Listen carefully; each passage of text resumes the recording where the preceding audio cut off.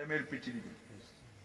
2, ഒരാൾ ഒരിക്കലായി അനുഷ്ഠിക്കേണ്ടതും കർത്താവിന്റെ വരവ് വരെയും സുവിശേഷം പ്രസംഗിച്ച് വിശ്വസിക്കുന്നവരെ പിതാവിന്റെയും പുത്രന്റെയും പരിശുദ്ധാത്മാവിന്റെ നാമത്തിൽ സ്നാനപ്പെടുത്തി ദൈവത്തിന്റെ സഭയോട് ചേർത്ത് ശിഷ്യരാക്കി അവരെ ഉപദേശം പഠിപ്പിക്കുവാൻ അവരെ ശിഷ്യരാക്കിക്കൊള്ളുവി എന്ന് പറഞ്ഞ ദൈവത്തിന്റെ വചനം പ്രകാരമുള്ള സ്നാനം, അത് നമുക്ക് തിരുവെഴുത്തു പ്രകാരം നടത്തേണ്ടത് വളരെ ആവശ്യമാണ്. നമ്മുടെ പ്രിയ സുധീർ ബ്രദറിന്റെ മകൻ പ്രിയ അശ്വിന് തനിക്ക് സ്വയമായി ദൈവവചനത്തിന്റെ കേൾവിയാലും പ്രാർത്ഥനയും കൂട്ടായ്മയും നിരന്തരം ദൈവത്തിന്റെ ദാസന്മാരിൽ കൂടെ ലഭ്യമായതോടുകൂടെ തന്റെ സ്വയ തീരുമാനത്തോടുള്ള ബന്ധത്തിൽ ക്രിസ്തുവിനെ ജലത്തിൽ സാക്ഷീകരിക്കണം എന്നുള്ള ഒരു തീരുമാനം അദ്ദേഹം സ്വയമായി എടുക്കുവാനിടയാണ്. ചില നാളുകൾക്ക് മുമ്പേ അത് അറിയിക്കുകയും മാതാപിതാക്കളോടും ദൈവദാസന്മാരോടുമൊക്കെ അത് അറിയിക്കുകയും പ്രാർത്ഥിക്കുകയും ചെയ്തു. ഈ സ്നാനം നടത്തുവാൻ എന്നോട് വിളിച്ചു പറയുമ്പോൾ ദീർഘ ദിവസങ്ങളായി ഞാൻ ഈ വിഷയത്തെ ഓർത്ത് പ്രാർത്ഥിച്ചുകൊണ്ട് ദൈവഹിതമെങ്കിൽ എന്നെ അയക്കണമേ, അല്ല എങ്കിൽ അയക്കരുതേ എന്ന് പ്രാർത്ഥിച്ചുകൊണ്ട് തക്ക സമയത്ത് ദൈവം തന്റെ ഹിതപ്രകാരം ഒരു വഴി തുറന്നിരിക്കുന്നതിനായി സ്തോത്രം ചെയ്തു. എന്നെ അറിവ് ശരിയാണെങ്കിൽ വളരെ സംഘർഷം നിറഞ്ഞൊരു അനുഭവത്തിലാണ് ഈ സ്നാന ശുശ്രൂഷ നടത്തുന്നത്. തുറന്നു പറയാതിരിക്കാൻ പറ്റത്തില്ല. 2 ആശയങ്ങളുടെ പിന്നിൽ കുഴഞ്ഞു നിൽക്കുന്ന നടുവിലാണ് വാത്സല്യ പൈതൽ തീരുമാനമെടുത്തത്. എന്നാൽ ആരെന്തെല്ലാം ആശയം പറഞ്ഞാലും സ്വർഗത്തിൽ ദൈവം എഴുതി വെച്ചിരിക്കുന്ന ആ കാര്യമേ നിവർത്തിക്കത്തുള്ളൂ. അത് ഇവിടെ വന്നു നിൽക്കുന്ന എല്ലാവരും മനസ്സിലാക്കേണ്ട ഒരു കാര്യം, ദൈവം തടഞ്ഞാൽ ആരെ കൊണ്ടും ഒന്നും ചെയ്യാൻ പറ്റത്തില്ല. ദൈവം തീരുമാനിച്ചാൽ ആരെതിർത്താലും അത് അങ്ങനെ തന്നെ നടക്കും. ഞാൻ കൈ നീട്ടിയിരിക്കുന്നു, ആരത് മടക്കുമെന്നാണ് ദൈവം. അതുകൊണ്ട് ദൈവവചനത്തിന്റെ അടിസ്ഥാനത്തിൽ ഈ ശുശ്രൂഷ നിർവഹിക്കുവാൻ ആരൊക്കെ ഇവിടെ വേണം, ആര് ചെയ്യണം, ആരിത് ലീഡ് ചെയ്യണം എന്നെല്ലാം ദൈവം മുന്നമേ പ്ലാൻ ചെയ്തു. ദൈവം പ്ലാൻ ചെയ്തവർക്ക് മാത്രമേ ഇവിടെ എത്താൻ കഴിഞ്ഞു. ചിലര് വളരെ ആശയക്കുഴപ്പത്തിലായിരിക്കും എത്തിയിരിക്കുന്നത്. എങ്കിലും ചില കാര്യങ്ങൾ ഒരു സുവിശേഷകൻ എന്ന നിലയ്ക്ക് തുറന്നു പറയാതിരിക്കാൻ പറ്റത്തില്ല. സുവിശേഷം അറിയിക്കുക എന്ന് പറഞ്ഞാൽ തന്നെ വലിയ പ്രശ്നം ഉണ്ടാകുന്നത്. എല്ലാവരും മാന്യതയുടെ മുഖം സൃഷ്ടിച്ചുകൊണ്ട് എല്ലാവരോടും ഇണങ്ങിച്ചേർന്ന് പോകുന്നവർക്ക് ആർക്കും ഒരു ദോഷവും ഭവിക്കത്തില്ല. അവർക്കുമായിട്ട് ഭയങ്കര മിങ്കിളിങ് ആയി. പക്ഷെ സത്യത്തിന് സാക്ഷി വഹിച്ച ആരും ഇന്നുവരെ അംഗീകരിച്ചിട്ടില്ല. യേശുവിന് കൊടുത്തത് മുൾക്കിരീടമാണ്. അത് തന്നെയാണ് യഥാർത്ഥത്തിൽ ഒരു സുവിശേഷം ലഭിക്കുന്നത്. എന്റെ ജീവിതത്തിൽ അനുഭവം പറയാം. ഒരു സ്ഥലത്തും ആരും അംഗീകരിക്കണമെന്നില്ല, പക്ഷെ കർത്താവ് അംഗീകരിക്കുന്നവർക്ക് സ്തോത്രം ചെയ്യണം. പലരും ഇരട്ട മുഖങ്ങളാണ് ആത്മീയ മണ്ഡലത്തിൽ എടുത്തുകൊണ്ടിരിക്കുന്നത്. തിരുവഴുത്തിന്റെ സത്യങ്ങളെ പോലും വില കൊടുക്കാതെ, യഥാർത്ഥ മൂല്യങ്ങളിലേക്ക് ഇറങ്ങി വരാൻ കഴിയാതെ അവരവരുടെ ഉള്ളിൽ സൃഷ്ടിച്ചു വെച്ച ചില കാര്യങ്ങളാണ് ശരി എന്ന് പറഞ്ഞുകൊണ്ട് അതിനുവേണ്ടി പ്രയത്നിക്കുന്നു. ആരെന്ത് സ്ഥാപിച്ചാലും ആകാശവും ഭൂമിയും മാറിപ്പോയാലും മാറ്റമില്ലാത്ത ദൈവവചനം ശ്രേഷ്ഠമായത്. അതനുസരിക്കാത്ത ഏത് പുള്ളികളും വേറെ എന്തെല്ലാം അനുസരിച്ചാലും ഒരു രക്ഷയില്ല. ഞാൻ ജീവിക്കുന്നുണ്ട്, ഞാൻ വിശുദ്ധനാണ്, ആർക്കും ഒരു ദോഷം ചെയ്തൊന്നും ദൈവത്തിന്റെ പറഞ്ഞു. ദൈവത്തിന്റെ കൽപ്പനകൾ അനുസരിക്കേണ്ട രീതിയുണ്ട്, വചനത്തിൽ പറഞ്ഞിരിക്കുന്ന വ്യവസ്ഥയുണ്ട്. അതാണ് യഥാർത്ഥ ദൈവസഭ. ദൈവത്തിന് ഒരു സഭയും. ആ സഭ ഏതാന്ന് ചോദിച്ചാൽ, ഞാൻ അല്പചില നിമിഷങ്ങൾക്ക് മുമ്പേ അശ്വിനോട് ദൈവവചനം സംസാരിച്ചപ്പോൾ ഞാൻ പറഞ്ഞു, അപ്പോസ്തല പ്രവൃത്തി 2-ാം അധ്യായത്തിലെ ഒരു വേദഭാഗം അവസാനത്തെ ഭാഗം വായിപ്പിച്ചുകൊണ്ടാണ് ഞാൻ സംസാരിച്ചത്.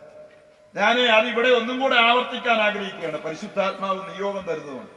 അപ്പോസ്തല പ്രവൃത്തി 2-ാം അധ്യായത്തിന്റെ അവസാന വാക്യം ഒന്ന് ശബ്ദം ഉയർത്തി ആരെങ്കിലും വായിക്കണം. അപ്പോസ്തല പ്രവൃത്തി 2-ാം അധ്യായം അവസാന വാക്യം ഒന്ന് ശബ്ദം ഉയർത്തി വായിക്കണം വേഗത്തിൽ. 2-ാം അധ്യായം 47. ദൈവത്തെ സ്തുതിക്കുകയും സകല ജനത്തിന്റെയും കൃപ അനുഭവിക്കുകയും ചെയ്തു. കർത്താവ് രക്ഷിക്കപ്പെടുന്നവരെ ദിനം പ്രതി സഭയോട് ചേർത്തുകൊണ്ടിരുന്നു. കർത്താവ് രക്ഷിക്കപ്പെടുന്നവരെ ദിനം പ്രതി സഭയോട് ചേർത്തുകൊണ്ടിരുന്നു. സഭകളോടല്ല, സഭയോട്. കർത്താവിന് ഒരൊറ്റ സഭയേ ഉള്ളൂ. ആ സഭ ഈ പുസ്തകത്തിൽ പറഞ്ഞിരിക്കുന്ന തിരുവെഴുത്ത് പ്രകാരം പോണ സഭ. ആ സഭയിൽ കൂടുന്നവരിൽ പല സ്വഭാവങ്ങൾ കാണാം. അതൊന്നും ദൈവത്തിന് വിഷയമല്ല. ആ സ്വഭാവം ഇറക്കുന്നവൻ നഷ്ടപ്പെടും. അത്രയോ. യേശു തിരഞ്ഞെടുത്ത 12 ശിഷ്യന്മാര് അവരെ തന്നെയാണ് അപ്പോസ്തലന്മാരായി ഒരു രാത്രി മുഴുവൻ പ്രാർത്ഥിച്ച് തിരഞ്ഞെടുത്തത്. നേരത്തെ അറിയാമായിരുന്നു ഈവൻ ഒരുത്തൻ യൂദായാണ്, ഒറ്റുകാരനാണ്. കർത്താവിന് അറിയാമായിരുന്നു സർവജ്ഞാനിത്വം. പക്ഷേ ഒരു രാത്രി മുഴുവൻ പ്രാർത്ഥിച്ച് അപ്പോസ്തലന്മാരെ സെലക്ട് ചെയ്യുമ്പോഴും യൂദായെ സെലക്ട് ചെയ്യും. അതുകൊണ്ട് അവൻ സ്വർഗത്തിൽ പോകുന്നുണ്ട് ഇല്ല. ഇതിന്റെ അകത്ത് വന്നു കയറിയത് കൊണ്ടും അവിടെ എത്തണമെന്നില്ല. കർത്താവ് ഒരു രാത്രി മുഴുവൻ പ്രാർത്ഥിച്ചു അപ്പോസ്തലന്മാരെ തിരഞ്ഞെടുക്കാൻ. ആ ഒരു രാത്രിയിലത്തെ മുഴുവൻ പ്രാർത്ഥനയിൽ സെലക്ട് ചെയ്തു. നേരം വെളുത്തപ്പം അവൻ 12 വരെ അപ്പോസ്തലന്മാരായി. ആ കൂട്ടത്തിലും യൂദായുടെ പേര് സെലക്ട് ചെയ്തു. ഇന്നും അപ്പോസ്തലന്മാരുടെ പേര് നമ്മളിപ്പം പറയാൻ പറഞ്ഞാൽ ആരുടെ പേരും നമ്മൾ പറയും. യൂദായുടെ പേര് പറയാതിരിക്കാൻ പറ്റില്ല. പേരുണ്ട്, തെരഞ്ഞെടുപ്പുണ്ട് എന്ന് പറഞ്ഞൊന്നും അവിടെ കാണണമെന്നില്ല. ആ പേരുള്ള ആൾ അസ്തമിച്ചത് എങ്ങനെയാണെന്നറിയാവോ? അത് കയറിൽ കെട്ടിത്തൂങ്ങി ആ കയറിന് പോലും വേണ്ടാതെ താഴെ വീണ് പൊട്ടി കുടല് തെറിച്ച് പുറത്തു വന്നു. ന്യായങ്ങൾ നിരത്തി ഇവിടെ കുറെ കാര്യം ചെയ്യുന്നതിലല്ല കാര്യം.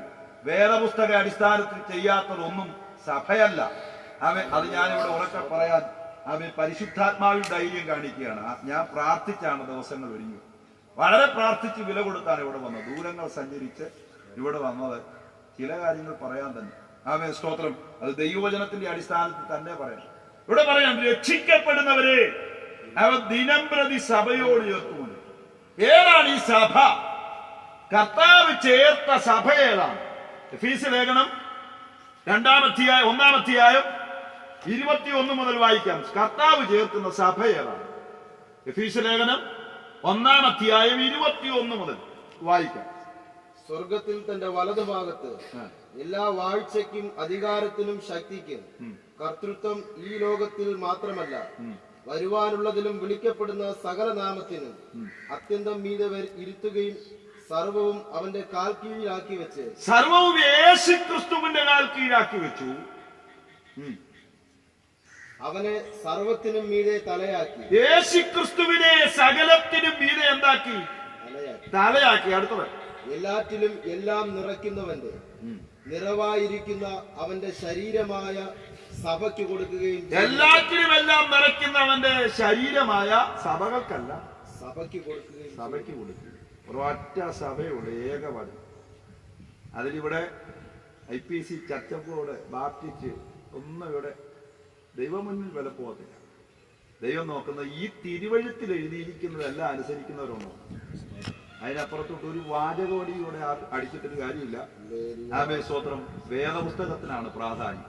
ബൈബിളിൽ നിന്ന് വിട്ടുപോകുന്നതൊന്നും ദൈവീകമല്ല. അവരിൽ വെറുതെ യേശുക്രിസ്തുവിന്റെ നാമവും കുറെ ന്യായങ്ങൾ നിരത്താവുന്നേ ഉള്ളൂ. വേദപുസ്തക അടിസ്ഥാനത്തിൽ ഒരു സഭയുണ്ട്.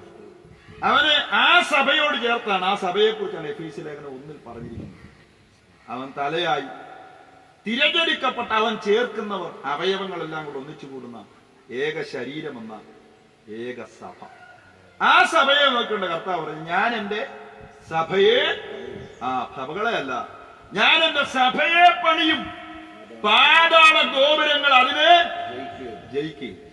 ഈ സഭയുടെ ഗുണങ്ങൾ എന്താ?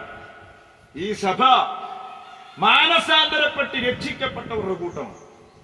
2, ഈ സഭ തിരുവഴുത്തും പ്രകാരം, ദൈവവചന പ്രകാരം, പിതാവിന്റെയും പുത്രന്റെയും പരിശുദ്ധാത്മാവിന്റെ നാമത്തിൽ വെള്ളത്തിൽ മുങ്ങി സ്നാനപ്പെട്ട് ക്രിസ്തുവിനെ ധരിച്ച് ക്രിസ്തുവിനോട് ചേരുന്നതായിരിക്കണം സഭ. 3, ഈ സഭ പരിശുദ്ധാത്മാവിനെ പ്രാപിച്ചിരിക്കും. ചില പഠനമുണ്ട്, രക്ഷിക്കപ്പെടുമ്പോഴേ പരിശുദ്ധാത്മാവ് അങ്ങ് വന്നിരിക്കുകയാണ്. സഭ ബൈബിളിൽ യഥാർത്ഥ സഭയ്ക്കകത്ത് രക്ഷിക്കപ്പെടുമ്പോൾ പരിശുദ്ധാത്മാവിനും വചനത്തിനും പങ്കുണ്ട്. പക്ഷെ പരിശുദ്ധാത്മാവിന്റെ നിറവിനായി കാത്തിരിക്കണമെന്ന് ബൈബിൾ പറയുന്നു.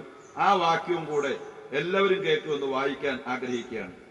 അപ്പോസ്തലപ്രവൃത്തി 8 അധ്യായം 14 മുതലുള്ള വാക്യം ശബ്ദം ഉയർത്തി വായിച്ചാട്ടെ സിനിപാസ്.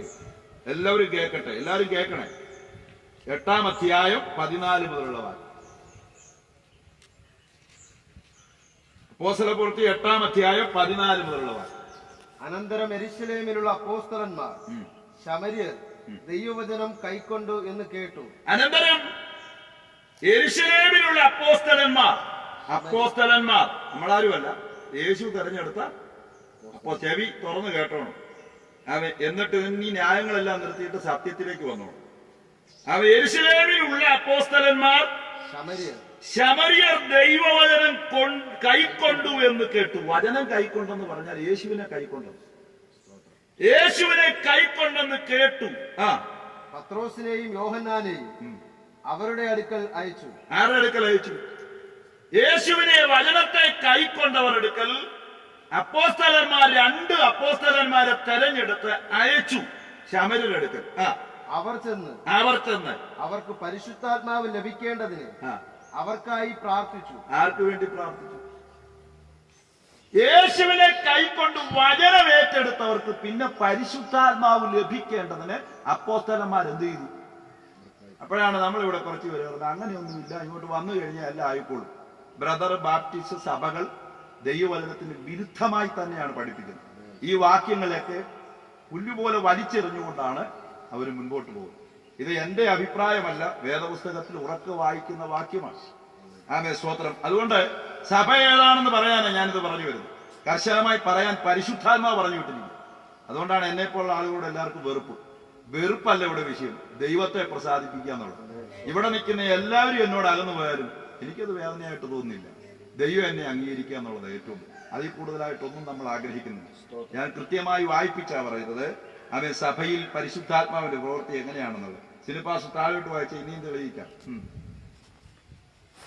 അവർ ചെന്ന് അവർക്ക് പരിശുദ്ധാത്മാവ് ലഭിക്കേണ്ടതിന് അവർക്കായി പ്രാർത്ഥിച്ചു. അവർ ചെന്ന് കൈക്കൊണ്ട യേശുവിനെ കൈക്കൊണ്ട വചനം കൈക്കൊണ്ട ശമരിയാക്കാർക്ക് പരിശുദ്ധാത്മാവ് ലഭിക്കേണ്ടതിന് അവർക്കായിട്ട് എന്ത് ചെയ്തു? പ്രാർത്ഥിച്ചു. ഇത് നിങ്ങളുടെയൊക്കെ ബൈബിളിലുണ്ടോ? സ്തോത്രം. പ്രാർത്ഥിച്ചു. അടുത്തത്, അന്നുവരെ അവരിൽ ആരുടെ മേലും ആത്മാവ് വന്നിരുന്നില്ല. രക്ഷിക്കപ്പെട്ടെന്ന് ശരിയാ, ആത്മാവ് വരേണ്ട പോലെ അവരിൽ ആരുടെ പേരും ഒന്നിയില്ല. അപ്പം ഭോഷ്കല്ലേ പഠിപ്പിക്കുന്നത്? രക്ഷിക്കപ്പെടുമ്പോഴേ ആത്മാവ് വന്നു, ഇനി പ്രാപിക്കേണ്ടെന്ന് പറയുന്നത് ഭോഷ്കല്ലേ? അതാര് പഠിപ്പിച്ചാലും ഭോഷ്കിന്റെ ആത്മാവാണെന്ന് ദൈവവചന അടിസ്ഥാനത്തിൽ പറയും. ഞാൻ വാക്യം കൃത്യമായി വ്യാഖ്യാനിച്ച പറയും, വേദപുസ്തകത്തിലെ അല്ലാത്ത ഒന്നും പറയുന്നു. സഹോദരങ്ങളെ, ഭോഷ്കിന്റെ ആത്മാവിൽ കുടുങ്ങിക്കിടക്കാതെ, വഞ്ചനയുടെ ആത്മാവിൽ കുടുങ്ങിക്കിടക്കാതെ, പരിശുദ്ധാത്മാവിൽ നിറഞ്ഞ് സകല കൃപാവരങ്ങളോടും കൂടെ കർത്താവിന്റെ വരവ് വരെയുള്ള സഭയിലായിരിക്കണം സ്നാനപ്പെടുന്നവർ കൂട്ടായ്മ കൂടുന്നു. അത് അവരവർ തീരുമാനിക്കുക. അവൻ ഒരു സ്നാനപ്പെടുത്തുന്ന ആൾക്ക് ഷണ്ണൻ സ്നാനപ്പെട്ട പീരിപ്പോസൻ സ്നാനപ്പെടുത്തുന്ന ഉത്തരവാദിത്വമുണ്ട്. ഷണ്ണൻ സന്തോഷിച്ചുകൊണ്ട് തന്റെ വഴിക്ക് പോയി. സ്വർഗത്തിൽ പോകണമെങ്കിൽ തിരുവഴുത്തനുസരിക്കണം. ജ്ഞാനപ്പെട്ട് കഴിഞ്ഞ് എവിടെ നിൽക്കണമെന്നും ദൈവമാണ് തീരുമാനിക്കുന്നത്. ഒരു മനുഷ്യനും അതിന്റെ മേൽ കൈ കടത്താൻ അവകാശമില്ല. തിരുവഴുത്തിന്റെ സത്യത്തിലേക്ക് വരിക എന്നുള്ളതാണ് ദൈവവചനം പഠിപ്പിക്കുന്ന മാറ്റമില്ലാത്ത വചനം. അവൻ വായിപ്പിച്ച് പിന്നെയും പറയുന്നു, അവർ കൈക്കൊണ്ടിരുന്നെങ്കിലും അവരിനി കേട്ടോണം സ്നാനമേറ്റവരാന്നും കൂടെ ഉണ്ട്. വായിച്ചേ. അവർ കർത്താവായ യേശുവിന്റെ നാമത്തിൽ സ്നാനം ഏറ്റിരുന്നതേ ഉള്ളൂ. അവർ അവരുടെ മേൽ കൈവച്ചോ സ്നാനപ്പെട്ടവരാവർ. പക്ഷെ അവരുടെ മേൽ എന്ത് വന്നില്ല? രക്ഷിക്കപ്പെട്ടിട്ടും സ്നാനപ്പെട്ടിട്ടും പരിശുദ്ധാത്മാവ് വന്നില്ല. ചിലരൊക്കെ പഠിപ്പിക്കുന്ന പരിശുദ്ധാത്മാവ് ലഭിച്ചോ എന്ന് ചോദിക്കുന്ന പാവാണെന്ന്. പൗലോസ് ചങ്കൂറ്റത്തോടാ ചോദിച്ചത്. നിങ്ങൾ വിശ്വസിച്ചിട്ട് പരിശുദ്ധാത്മാവിന് വിശ്വസിച്ചാൽ മാത്രം പോരാ, വിശ്വസിച്ചവൻ പരിശുദ്ധാത്മാവിന് പ്രാപിക്കണം എന്നുള്ള തെളിവാണ് അവിടെ. നിങ്ങൾ വിശ്വസിച്ചു എന്നുള്ള ശരിയാ, നിങ്ങൾ പരിശുദ്ധാത്മാവിന് ഇനി നിങ്ങൾ ഭോഷ്കിന്റെ പുറകെ പോകരുത്. ആമേൻ, സ്തോത്രം. ആയിരക്കണക്കിന് ആളുകൾ ഭോഷ്കിന്റെ പുറകെ പോയാലും ഒറ്റ ഒരാൾ സത്യത്തിന് ഉണ്ടെന്നാൽ അവനെ ആ ദൈവത്തിന് വേണ്ടി. ദൈവമില്ലാത്ത ഭൂരിപക്ഷം ന്യൂനപക്ഷമാണ്, ദൈവമുള്ള ന്യൂനപക്ഷമാണ് ഭൂരിപക്ഷം. അത് തിരുവഴുത്തിന്റെ അടിസ്ഥാനത്തിലാണ്. ഇവിടെ കൃത്യമായി പറയുന്നു, സ്നാനപ്പെട്ടവരോട് പോലും ചോദിക്കുന്നത് നിങ്ങൾ പരിശുദ്ധാത്മാവിന്റെ അനുഭവത്തിൽ. പിന്നെന്താ അവിടെ കാണുന്നത്? അടുത്ത വാക്യം വായിച്ചു. അവർ അവരുടെ മേൽ കൈവച്ചപ്പോ അവർക്ക് പരിശുദ്ധാത്മാവ് ലഭിച്ചു. ഇതൊക്കെ നിങ്ങളുടെ ബൈബിളിലുണ്ടല്ലോ അല്ലേ? കൈവച്ചപ്പോൾ ഇതാണ് പരിശുദ്ധാത്മാവിനെ ഈ വിധത്തിൽ പ്രാപിക്കണം. അതാണ് സഭ. ബൈബിളിലെല്ലാം അത് കൃത്യമായിട്ട് വളച്ചൊടിച്ച് ആരും നിത്യന്യായവിധിക്ക് ഇരട്ടി ശിക്ഷയിലേക്ക് പോകരുത്. ഇതൊക്കെ കേട്ട് അടുത്തൊരു തലമുറയ്ക്ക് ന്യായവിധിക്ക് അവസരം ഉണ്ടാക്കി കൊടുക്കാതെ പരിശുദ്ധാത്മാവ് കൃപാവരങ്ങളും ഉള്ളതായിരിക്കണം ദൈവസഭ. അല്ലാത്തൊന്നും സഭയല്ല. ഇതിനെ അംഗീകരിക്കാത്തൊന്നും ദൈവസഭയല്ല, സാത്താന്റെ സഭയാണ്. തെളിവ് തരാം. ആമേൻ. എഫീസ് ലേഖനം 2 പറയുന്നു, എടുക്കണ്ട. ക്രിസ്തു മൂലക്കല്ലായിരിക്കെ അടിസ്ഥാനം അപ്പോസ്തലനും പ്രവാചകനും. പ്രവചനം നിന്നുപോയെങ്കിൽ എങ്ങനെ അത് ചെയ്യും? ക്രിസ്തു മൂലക്കല്ല. പിന്നെ വരുന്ന അടിസ്ഥാനം അപ്പോസ്തലനും പ്രവാചകനും എന്ന അടിസ്ഥാനത്തിൽ. പ്രവചനമില്ലെങ്കിൽ പ്രവാചകൻ എവിടെ നിന്ന് വന്നു? പോഷത്തരങ്ങളുടെ പുറകെ ഓടരുത്.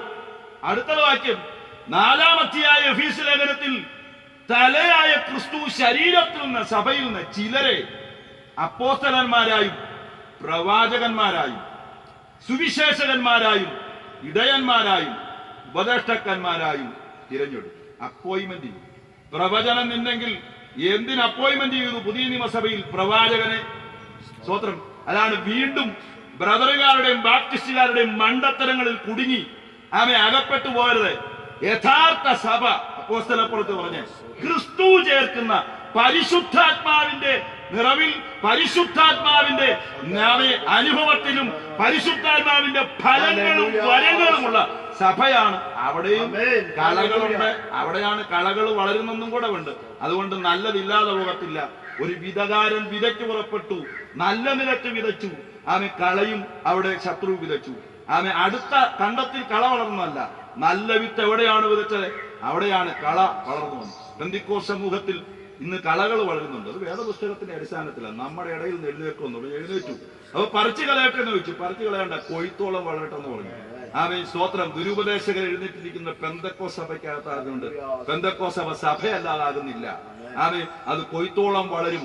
കൊയ്ത്തിന്റെ സമയത്ത് അതിനു മുമ്പേ കള പറിച്ചു കളയും, നല്ലതിനെ ദൈവം ചേർക്കും. ഇതാ തിരുവഴുത്ത്. ഇതൊന്നുമില്ലാത്തടത്ത് പോവാന്ന് പറഞ്ഞാൽ അത് സഭയേ അല്ല. കൃപാവരങ്ങൾ നിറഞ്ഞ പരിശുദ്ധാത്മാവിന്റെ ഫലങ്ങളുള്ള, പരിശുദ്ധാത്മാവിന്റെ വരങ്ങളും കൂടി കർത്താവിന്റെ വരവൊരു വിശുദ്ധ ജീവിതത്തിന് പ്രാധാന്യം കൊടുക്കുന്ന ആ സമൂഹത്തെ ചേർക്കാൻ യേശു വരും. ഇത് ജോബി പാസ്റ്റർ കുത്തക അവകാശത്തിൽ നിന്ന് പറയുന്നതല്ല. വചനം മാറ്റമില്ലാത്ത, ആകാശവും ഭൂമിയും മാറിപ്പോയാലും മാറ്റമില്ലാത്ത ദൈവവചനത്തിന്റെ സത്യമാണ്. ഇതിനോട് വിഘടിച്ചാൽ ഈ ദൈവം നിന്നോട് വിഘടിക്കുന്ന ദിവസവും അന്ന് ദുഃഖിക്കേണ്ടത്. സ്വത്രം. അതുകൊണ്ട് പരിശുദ്ധാത്മാവിനെ കൈക്കൊള്ളതാണ് സഭ. അടുത്തത് വേർപെട്ടതാണ് സഭ. വേർപെട്ട. അടുത്തത് അപ്പോസ്തലന്മാരുടെ ഉപദേശം കൈക്കൊണ്ട് കൂട്ടായ്മ ആചരിച്ച് അപ്പം നുറുക്കി പ്രാർത്ഥന കഴിച്ചു പോരുന്ന സഭ. അതുകൊണ്ട് തീർന്നില്ല. മരണം വരെയും കാഹളം തൊലിക്കുന്നിടം വരെയും ജീവന്റെ പുതുക്കത്തിൽ ഒരുങ്ങി വിശുദ്ധിയെ തികച്ചുകൊണ്ട് കാത്തിരിക്കുന്ന മണവാട്ടി സഭയെ ചേർക്കാൻ യേശു മടങ്ങി വരും. ഈ സഭയുടെ ഭാഗമാകാൻ തീരുമാനിച്ച് ഈ സ്നാനക്കടവിലേക്ക് ഇറങ്ങി വരിക. സ്തോത്രം. ഞങ്ങൾ ഒരിക്കൽ കൂടെ വിളിച്ചു പറയട്ടെ, പാപം മോചിക്കുവാൻ, മനുഷ്യനെ രക്ഷിക്കുവാൻ ഉലകത്തിൽ ഒരേ ഒരു ദൈവം മാത്രമേ ഉള്ളൂ. അവനാണ് നസറേയനായ യേശു ക്രിസ്തു. മദ്യത്തിന് മയക്കുമരുന്ന് മനുഷ്യനെ രക്ഷിക്കുവാൻ, പാപമോചനം നൽകുവാൻ, മനുഷ്യനെ നീതിയിലേക്ക് നയിക്കുവാൻ, നല്ല മാർഗത്തിൽ നയിക്കുവാൻ കഴിയുന്ന ഏക സത്യ ദൈവം അവനാണ് നസറേയനായ യേശു ക്രിസ്തു. മറ്റൊരുത്തനും രക്ഷയില്ല. നാം രക്ഷിക്കപ്പെടുവാൻ ആകാശത്തിന്റെ കീഴിൽ മനുഷ്യരുടെ ഇടയിൽ യേശു ക്രിസ്തു എന്ന നാമമല്ലാതെ, യേശു ക്രിസ്തു എന്ന ഏക സത്യ ദൈവമല്ലാതെ വേറൊരു ദൈവം രക്ഷിക്കുവാൻ ഇച്ഛിതിയിലില്ല എന്ന് ഉറക്കെ പ്രഖ്യാപിക്കട്ടെ. ജീവിതത്തെ യേശുവിന്റെ മുമ്പിൽ സമർപ്പിക്കാം. അശ്വിനെ ആ ഭാഗ്യം ലഭിച്ചു. ദൈവത്തിന്റെ ഹിതപ്രകാരം പല പ്രതികൂലങ്ങളും ഉയർന്നു വന്നപ്പോഴും സ്നാനത്തിനായി പ്രിയ മകന് ഹൃദയം ഒരുക്കാൻ അവസരം കൊടുത്തു. ദൈവ നിയോഗപ്രകാരം ദൈവം എന്നെ അവിടെ അയച്ചു. സ്തോത്രം. ആ സ്നാന ശുശ്രൂഷ നിർവഹിക്കാൻ ദൈവം ഇത്രത്തോളം സഹായിച്ചതിനായി സ്തോത്രം. സകല മഹത്വവും ദൈവത്തിന് അർപ്പിക്കുന്നു. വചനങ്ങൾ മാറ്റമില്ലാത്തതാണ്. അതനുസരിക്കുക. ഇതനുസരിച്ച് വേണം അശ്വിൻ മുൻപോട്ട് പോകാൻ. അത്തരത്തിൽ ഒരു സഭയുടെ ഭാഗമായി തന്നെ മുൻപോട്ട് പോകണം. കൂട്ടായ്മ അത്തരത്തിൽ കിട്ടണം.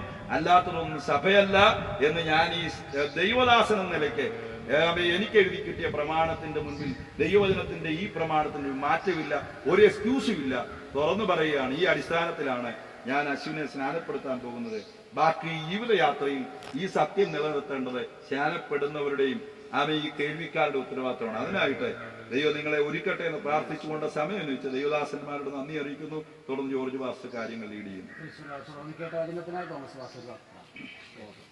മഹാദൈവമേ, സ്വർഗീയ നല്ല പിതാവേ, കർത്താവേ, അനുഗ്രഹിക്കുന്ന നല്ല നന്ദിയോടെ ദൈവത്തെ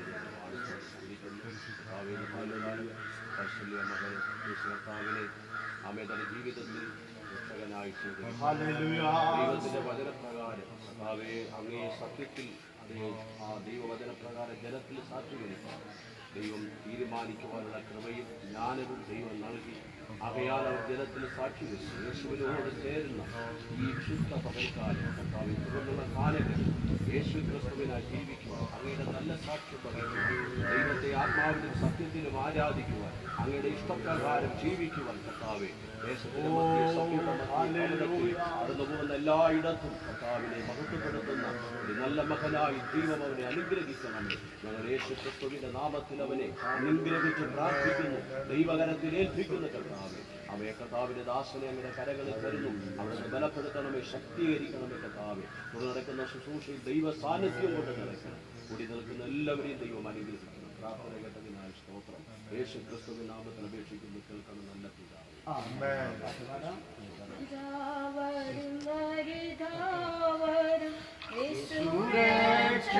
രക്ഷകനല്ലയോ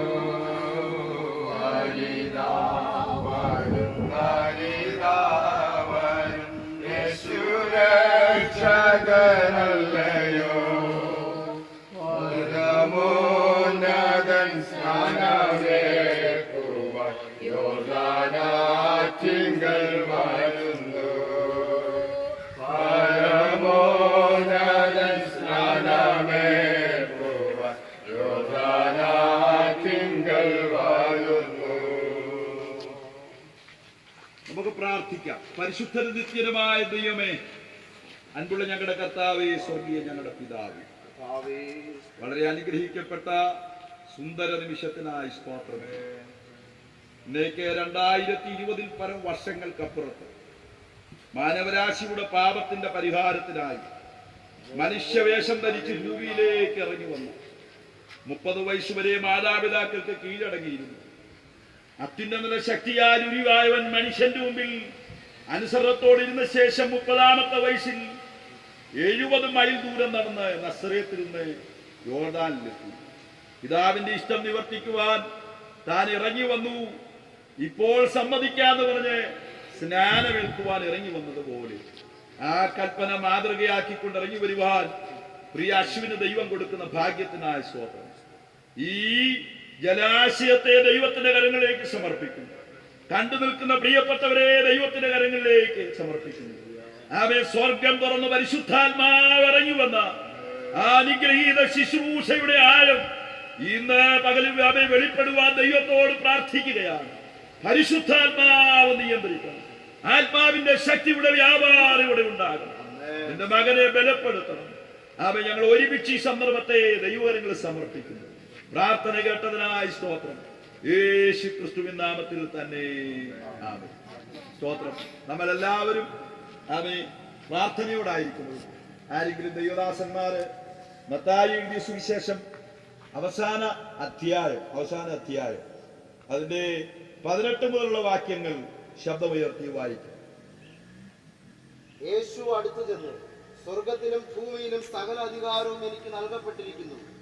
ആകയാൽ നിങ്ങൾ പുറപ്പെട്ട് പിതാവിന്റെയും പുത്രന്റെയും പരിശുദ്ധാത്മാവിന്റെയും നാമത്തിൽ സ്നാനം കഴിപ്പിച്ചും ഞാൻ നിങ്ങളോട് കൽപ്പിച്ചതൊക്കെയും പ്രമാണിക്കുവാൻ തക്കവണ്ണം ഉപദേശിച്ചും കൊണ്ട് സകല ജാതികളെയും ശിഷ്യരാക്കിക്കൊള്ളുവിൻ. ഞാനോ ലോകാവസാനത്തോളം എല്ലാ നാളും നിങ്ങളോടുകൂടെ ഉണ്ട് എന്ന് അരുളി ചെയ്തു. ഈ തിരുവഴുത്ത് നിങ്ങൾ ശ്രദ്ധിക്കുക. യേശു മരിച്ചടക്കപ്പെട്ട് ഉയർത്തെഴുന്നേറ്റ ശേഷം ശിഷ്യന്മാരുമായി കാണുന്നു. സ്വർഗത്തിലും ഭൂമിക്കും സകല അധികാരം എനിക്ക് നൽകപ്പെട്ടിരിക്കുന്നു. ആകയാൽ നിങ്ങൾ പുറപ്പെട്ടു എന്ന് വിശ്വസിക്കുന്നവരെ പിതാവിന്റെയും പുത്രന്റെയും പരിശുദ്ധാത്മാവിന്റെയും നാമത്തിൽ സ്നാനപ്പെടുത്തും. ഞാൻ നിങ്ങളോട് ഉപദേശിച്ചതൊക്കെയും പ്രമാണിപ്പാൻ തക്കവണ്ണം അവർ ഉപദേശിച്ചുകൊണ്ട് പഠിപ്പിച്ചുകൊണ്ട് ശിഷ്യരാക്കിക്കൊള്ളുന്നു. കണ്ടാലും ലോകാവസാനത്തോളം എല്ലാ നാളും ഞാൻ നിങ്ങളോട് കൂടെയുണ്ട് എന്ന് വാഗ്ദത്തം ചെയ്തിട്ട് പോയ യേശു ക്രിസ്തുവിന്റെ മാറ്റമില്ലാത്ത കൽപ്പന അനുസരിക്കുന്നതിനാണ് അവൻ ആ ശുശ്രൂഷ നിർവഹിക്കുന്നതിനാണ് അവൻ കൃപയാൽ ഞാൻ ഇവിടെ ഇറങ്ങി നിൽക്കുന്നത്. അവനെ സ്വീകരിക്കുവാനാണ് പ്രിയ അശ്വിൻ തയ്യാറായോട് വന്നിരിക്കുന്നത്. എന്നെ കേൾക്കുന്ന പ്രിയപ്പെട്ടവരെ, ഈ കൂട്ടത്തിൽ ആരെങ്കിലും ഈ സത്യം അറിയാത്തവരുണ്ടെങ്കിൽ ഈ തിരുവഴുത്തുകൾ നിങ്ങളുടെ ജീവിതത്തിൽ രൂപാന്തരം വരുത്തട്ടെ. പ്രാർത്ഥനയോടെ നമ്മളൊരു പാട്ട് പാടുമ്പോൾ അവൻ സ്നാനത്തിനായി പ്രിയ അശ്വിൻ പ്രാർത്ഥനയോടെ സ്തോത്രത്തോടെ ഇറങ്ങി വരുന്നതായിരിക്കും. ഹല്ലേലൂയ, സ്തോത്രം. അഗ്നിസ്നാനവും നിന്റെ കൈകളിലല്ലയോ ആത്മസ്നാനവും അഗ്നിസ്നാനവും നിന്റെ കൈകളിലല്ലയോ പിന്നെ എന്തിനു വെള്ളത്തിൽ സ്നാനം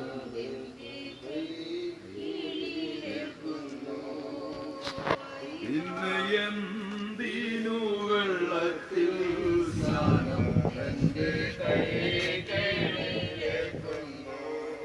സ്വർഗീയ പിതാവേ, പ്രിയ അശ്വിന് വേണ്ടി ഒരിക്കൽ കൂടെ പ്രാർത്ഥന. അവൻ നിന്റെ വചനപ്രകാരം തീരുമാനമെടുത്തു. അവന്റെ ജീവിതത്തിൽ ഏറ്റവും സുന്ദരമായൊരു നിമിഷം സംഘർഷങ്ങളുടെ നടുവിൽ ദൈവം ഒരുക്കിയതിനായി ഞങ്ങൾ നിന്നോട് പ്രാർത്ഥിച്ചു. നിന്റെ മകൻ ക്രിസ്തുവിൽ ആഗ്രഹിച്ചു തിരുവഴുത്തു പ്രകാര സ്നാനങ്ങൾ. ഇന്നുവരെയും അവനെ പിന്തുടർന്നു വന്ന സകല ആശയങ്ങൾ കുഴപ്പങ്ങളും സകല പൈശാചിക പോരുകളും തകർന്നു മാറിയതിനായി സ്തോത്രം ചെയ്തു. കർത്താവിനെ അന്ത്യം വരെ വിശ്വസ്തയോടെ നിലനിർത്തുവാൻ തന്റെ ആത്മാവിനാൽ നിറച്ച് ആത്മനിറവുള്ളവനായി ആത്മസ്നാനമേറ്റവനായി അവൻ പരിശുദ്ധാത്മാവിൽ അവൻ നിറഞ്ഞ് അവൻ ആത്മാവിന്റെ ഫലവും വരങ്ങളും ഉള്ളവനായി ഇവൻ ഈ ജലത്തിൽ ക്രിസ്തുവിനെ സാക്ഷീകരിക്കുമ്പോൾ ഇവന്റെ ജീവിതത്തിലുടനീളം സമശിഷ്ടങ്ങളുടെ നടുവിൽ അവൻ ദേശക്കാരുടെ നടുവിൽ മാതാപിതാക്കളുടെ നടുവിൽ ഇവൻ എവിടെയൊക്കെ എത്തുന്നുവോ അവിടെയെല്ലാം ക്രിസ്തുവിൽ മാതൃകയുള്ളവനായി ജീവിക്കാൻ കൃപ കൊടുക്കണം. പിതാവിന്റെ പുത്രന്റെ പരിശുദ്ധാത്മാവിന്റെ നാമത്തെ അനുഗ്രഹിച്ചു വേർതിരിക്കുന്നു. യേശു ക്രിസ്തുവിൻ നാമത്തിൽ തന്നെ. ആദാമ്യ പാപം നിമിത്തം മനുഷ്യവേഷം ധരിച്ച് അത്യുന്നത ശക്തിയാൽ ഭൂമിയിലേക്ക് മറിയയുടെ ഉദരം കടമെടുത്ത് പരിശുദ്ധാത്മാവിനാൽ മറിയയുടെ ഉദരത്തിൽ വന്ന് ഭൂമിയിൽ ജനിച്ച് അവൻ 30 വയസ്സുവരെ മാതാപിതാക്കൾക്ക് കീഴടങ്ങിയിരുന്നു. 30ാമത്തെ വയസ്സിൽ അവൻ നസ്രത്തിൽ നിന്ന് 70 മൈൽ ദൂരം സഞ്ചരിച്ച് യോർദാനിൽ ചെന്ന് സൃഷ്ടിയായ യോഹന്നാന്റെ കൈക്കീഴെ സൃഷ്ടിതാവ് ഇറങ്ങി ചെല്ലുമ്പോൾ അവൻ നിന്നാൽ സ്നാനമേൽക്കുന്നത് എനിക്ക് വിഹിതമെന്ന് പറഞ്ഞപ്പോൾ അവന് സ്തോത്രം ഇപ്പോൾ സമ്മതിക്കാം. ഇങ്ങനെ സകല നീതി നിവർത്തിക്കുന്നത് നമുക്കുചിതമെന്ന് പറഞ്ഞ് അവൻ കർത്താവായ യേശു ക്രിസ്തു യോഹന്നാന്റെ കൈക്കീഴെ യോർദാനിൽ മുങ്ങി സ്നാനമേറ്റ് വെള്ളത്തിൽ നിന്ന് പൊങ്ങി വന്ന് പ്രാർത്ഥിക്കുമ്പോൾ പരിശുദ്ധാത്മാവ് പ്രാവുന്ന പോലെ ഇറങ്ങി വരികയും സ്വർഗം തുറന്ന് ഇവൻ എന്റെ പ്രിയപുത്രൻ, ഇവനിൽ ഞാൻ പ്രസാദിച്ചിരിക്കുന്നു എന്നൊരു ശബ്ദം പിതാവ് സ്വർഗത്തിൽ നിന്ന് അവൻ പുത്രനോട് സംസാരിക്കുകയും അവൻ സ്നാനാനന്തരം പരിശുദ്ധാത്മാവ് നിറഞ്ഞവനായി യോർദാൻ വിട്ടു മടങ്ങി അവൻ പരിശുദ്ധാത്മാവ് അവനെ മരുഭൂമിയിലേക്ക് നയിച്ചു. 40 നാൾ സാത്താനാൽ പരീക്ഷിക്കപ്പെട്ടു. അവൻ പരീക്ഷയിൽ ജയിച്ച ശേഷം ആത്മാവിന്റെ ശക്തിയോടെ ഗലീലയ്ക്ക് മടങ്ങി. അവൻ ഗലീലിയ, യഹൂദിയ, ശമരിയ എന്നീ നാടുകൾ ചുറ്റി സഞ്ചരിച്ച് അവൻ വിശക്കുന്നവർക്ക് ആഹാരം കൊടുത്ത് രോഗികളെ സൗഖ്യമാക്കി മരിച്ചവരെ ഉയർപ്പിച്ചു.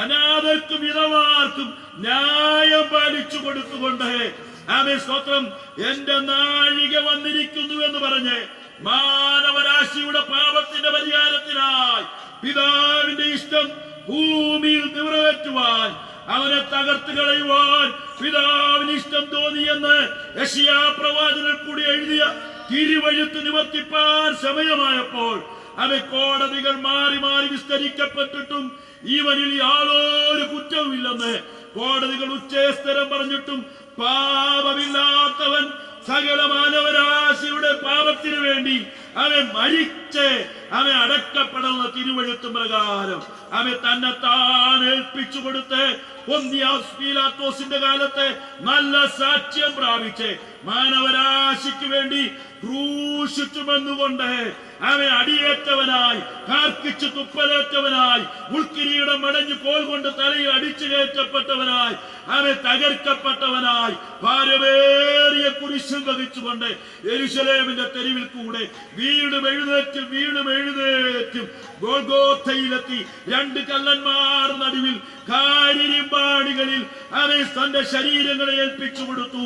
കണ്ടാൽ ആളല്ലാതെ തോന്നുമാറ് വിരൂപമാക്കപ്പെട്ട് അവൻ സകല മനുഷ്യർക്കും വേണ്ടി തകർക്കപ്പെട്ട് മൊഴി 7 ഉറക്കെ പ്രഖ്യാപിച്ചുകൊണ്ട് അവൻ സ്വത്രം സകലവും നിവർത്തിയായി എന്ന് പറഞ്ഞ് സകല മാനവരാശിയുടെ അശുവിന്റെയും പാപത്തിനു വേണ്ടി പാപമോചനത്തിന് നിവർത്തി വരുത്തിക്കൊണ്ട് സ്വന്തം തോളിൽ തലയായിച്ചു പിതാവേ എന്റെ പ്രാണനെ നിന്റെ കരങ്ങളിൽ ഏൽപ്പിക്കുന്നു എന്ന് പറഞ്ഞ് മരിച്ച് അടക്കപ്പെട്ട് ഉയർത്തെഴുന്നേറ്റ് അവൻ ജീവിച്ചിരിക്കുന്നത് 40 നാൾ അവൻ പ്രത്യക്ഷനായി തെളിയിച്ച ശേഷം അവൻ തന്റെ ശിഷ്യന്മാരെയും തന്നെ അനുഗമിച്ചവരെയും ഒലിവുമലയ്ക്ക് കൂട്ടിക്കൊണ്ടുപോയി ചേർത്ത് പിടിച്ചുകൊണ്ട് അവൻ എന്നോട് കേട്ട പിതാവിന്റെ വാഗ്ദത്തത്തിനായി യെരൂശലേം വിട്ടു വാങ്ങിപ്പോകാതെ കാത്തിരിപ്പീനെന്ന് ഉറക്കെ പറഞ്ഞുകൊണ്ട് അവൻ ആ വാഗ്ദത്തങ്ങൾ ഏറ്റെടുക്കുവാൻ അവരെ ഉറപ്പിച്ച് പറയിച്ചുകൊണ്ട് അവൻ ദൈവകൽപ്പനയ്ക്കായി വാഗ്ദത്തത്തിനായി കാത്ത് ഇരിക്കുന്നവരെ ഒരുക്കിയ ശേഷം ഹല്ലേലൂയ അവർക്കാകെ സ്വർഗാരോഹണം ചെയ്ത് അവൻ സ്തോത്രം അവൻ പുരുഷന്മാർ ദൂതന്മാർ ഇറക്കി വന്ന് അവൻ സ്തോത്രം എലീല പുരുഷന്മാരെ നിങ്ങൾ ആകാശത്തിലേക്ക് നോക്കി നിൽക്കുന്നതെന്ത് നിങ്ങളെ വിട്ട് കരേറിപ്പോയ യേശു പിന്നെയും വന്ന് നിങ്ങളെ ചേർത്തുകൊള്ളുമെന്ന് പറഞ്ഞ ആ വാഗ്ദത്തം കേട്ടു മടങ്ങി അവൻ സ്തോത്രം ആ യേശു പറഞ്ഞൊരു വാചകമുണ്ട്, നിങ്ങളുടെ ഹൃദയം കലങ്ങിപ്പോകരുത്, ദൈവത്തിൽ വിശ്വസിപ്പിൻ, എന്നിലും വിശ്വസിപ്പിൻ. എന്റെ പിതാവിന്റെ അടുക്കൽ അനേക വാസസ്ഥലങ്ങളുണ്ട്, ഇല്ലായിരുന്നെങ്കിൽ ഞാൻ നിങ്ങളോട് പറയുമായിരുന്നു. ഭവനം ഒരുക്കിയ ശേഷം പിന്നെയും വന്ന് ഞാൻ നിങ്ങളെ എന്റെ അടുക്കൽ ചേർത്തുകൊള്ളാമെന്ന് വാഗ്ദത്തം ചെയ്ത് അവൻ കരേറിപ്പോയ യേശു അവൻ നിന്റെ രക്ഷിതാവും നാഥനുമെന്നും നിന്നെ ചേർപ്പാൻ താമസമിനാ മടങ്ങി വരുമെന്നും പ്രിയ അശ്വൻ നീ വിശ്വസിക്കുന്നുവോ? വിശ്വസിക്കുന്നവരെ സ്നാനപ്പെടുത്തണമെന്നുള്ള ദൈവത്തിന്റെ വചനത്തിന്റെ അടിസ്ഥാനത്തിലും അവൻ അശ്വിന്റെ അവൻ വാക്കിനാലും അവൻ സ്തോത്രം ഞാൻ പ്രിയ അശ്വൻ നീ വിശ്വസിക്കുന്നുവോ? വിശ്വസിക്കുന്നവരെ സ്നാനപ്പെടുത്തണമെന്നുള്ള ദൈവത്തിന്റെ വചനത്തിന്റെ അടിസ്ഥാനത്തിലും അവൻ അശ്വിന്റെ അവൻ വാക്കിനാലും അവൻ സ്തോത്രം ഞാൻ ഈ പ്രിയ മകനെ പിതാവിന്റെയും പുത്രന്റെയും പരിശുദ്ധാത്മാവിന്റെ നാമത്തിൽ ഈ ജലാശയത്തിൽ സ്നാനം ചെയ്യുന്നു. ജീവപര്യന്തം അവൻ മരണം വരെയും കാഹളം ധ്വനിക്കുന്നിടം വരെയും വിശ്വസ്തനായിരിക്കാം. എന്നാൽ ജീവന്റെ കിരീടം നിനക്കും പ്രാപിക്കുവാൻ കഴിയും. ആമേൻ. God bless you. ആമേൻ. കൃപ നിന്നോട് കൂടെ ഇരിക്കുമാറാകട്ടെ. ആമേൻ. സ്തോത്രം. ഹല്ലേലൂയ. അടിമയല്ല അടിമയല്ല പരമസിയോനിൽ ഞാനന്യനല്ല പരമസിയോനിൽ ഞാനന്യനല്ല സങ്കടങ്ങൾ സകലവും തീർന്നു പോയി സംഹാരദൂതൻ എന്നെ കടന്നു പോയി സങ്കടങ്ങൾ